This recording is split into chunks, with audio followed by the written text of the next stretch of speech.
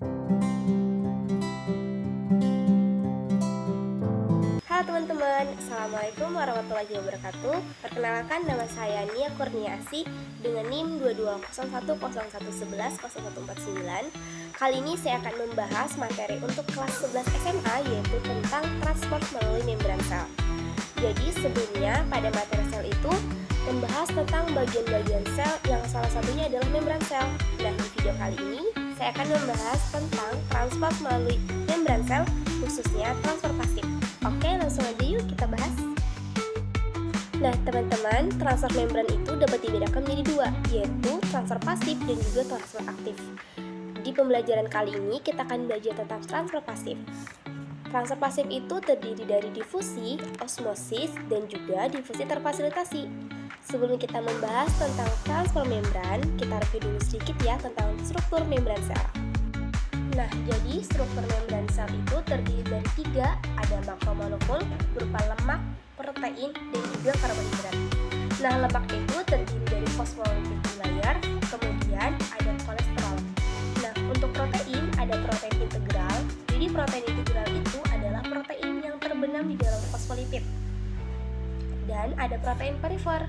Nah, yang ketiga ada karbohidrat. Karbohidratnya itu berupa glukosa. Nah, nanti kalau glukosanya itu menempel pada molekul protein, maka itu disebutnya glikoprotein. Sedangkan glukosa yang menempel pada lapisan fosfolipid itu disebutnya glikolipid. Lapisan lemak itu terdiri dari dua lapisan, sehingga disebut sebagai fosfolipid bilayer. Oke, selanjutnya kita bahas tentang transfer membran. Nah, jadi transfer pada membran sel itu terdiri dari transfer pasif dan juga transfer aktif. Transfer pasif adalah perpindahan molekul atau ion dari konsentrasi tinggi ke rendah. Sedangkan transfer aktif merupakan perpindahan molekul atau ion dari konsentrasi rendah ke konsentrasi tinggi.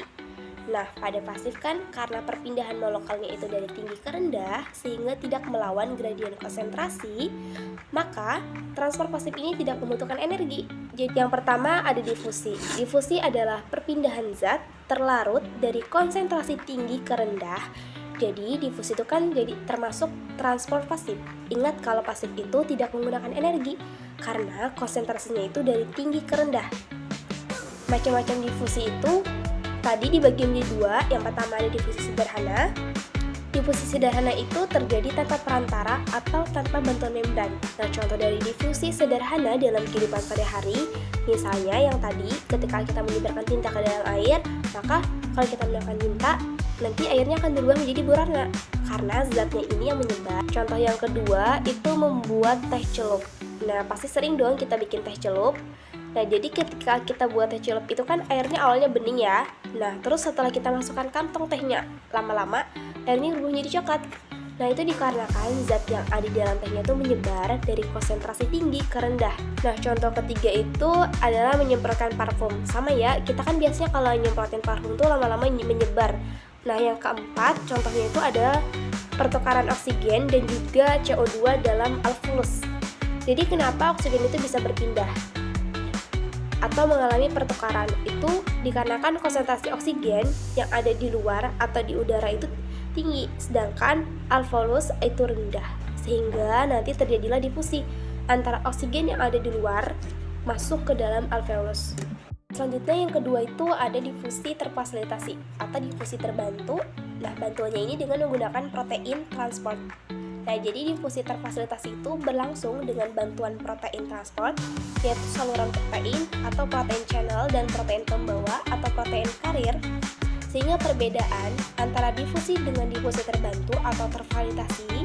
Nah, kalau kita lihat dari gambar ini, bisa terlihat perbedaannya ya, bahwa kalau difusi sederhana itu terjadi tanpa bantuan.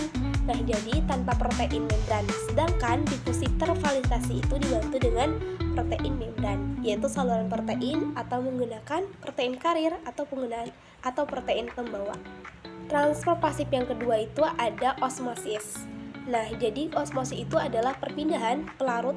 Jadi ingat kalau difusi yang pindah adalah zat terlarutnya, zatnya. Kalau osmosis itu yang pindah adalah pelarut. Nah, salah satu contoh osmosis dalam kehidupan sehari-hari yang pertama misalnya penyerapan air oleh tumbuhan, yang kedua adalah pembuatan asinan. Yang ketiga itu ada siput yang terkena garam. Nah, yang ketiga itu ketika siput terkena garam. Nah, yang terakhir itu ada pemasangan infus pada pasien. Itu juga merupakan contoh osmosis dalam kehidupan sehari-hari. Oke teman-teman, mungkin itu saja yang bisa saya sampaikan tentang materi transport pada membran sel khususnya transport pasif. Apabila ada kekurangan dari materi ini, mohon maaf. Sampai bertemu lagi di video selanjutnya.